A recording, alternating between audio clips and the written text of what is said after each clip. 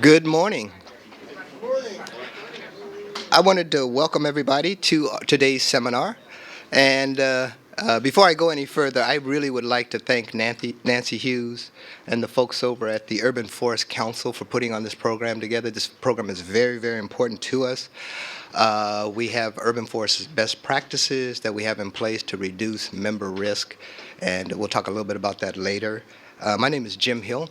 I am the Risk Management Officer for ABAG Plan. We're a risk-sharing group. I was talking to Dan earlier today, and Dan's like, I don't even remember Jim. And he looked at me and he said, Jim, what's going on with this thing here? And I said, Dan, I'm trying to save water. I'm trying to address the drought. So I normally would shave, but again, I'm trying to save a little bit of water. I talked to some of my political colleagues, and we can debate global warming and climate change, but the drought is real. The California drought is real. It is having a profound impact on our local economy, our state economy, and the way we live. I was reading an article this morning or yesterday about the Central Valley farmers, how it impacts the jobs. It is impacting everything. And then I heard on the news that Tom Selleck may go to jail for stealing water. That's really, really crazy. So the drought is just really just driving people crazy. Again, we have urban forest best practices that we want to make sure that we're proactive. We modify these practices to address the conditions that are going on, and you can be very, very helpful. We're going to rely on you, your expertise, your guidance in terms of how we manage our urban forests. We're all very, very eager to hear these presentations. And again, we want to explore ways where we can reduce risk.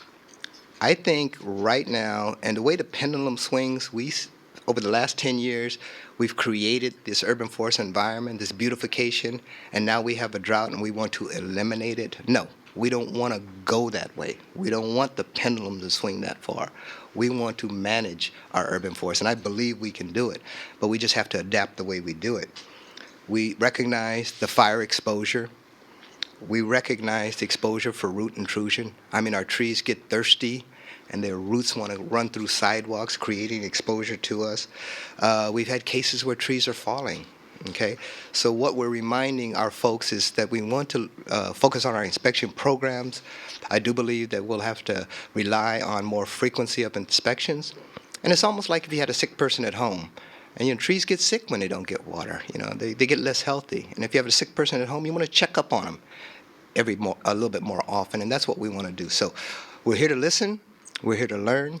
We appreciate what the Urban Council does for us and in their help and their guidance.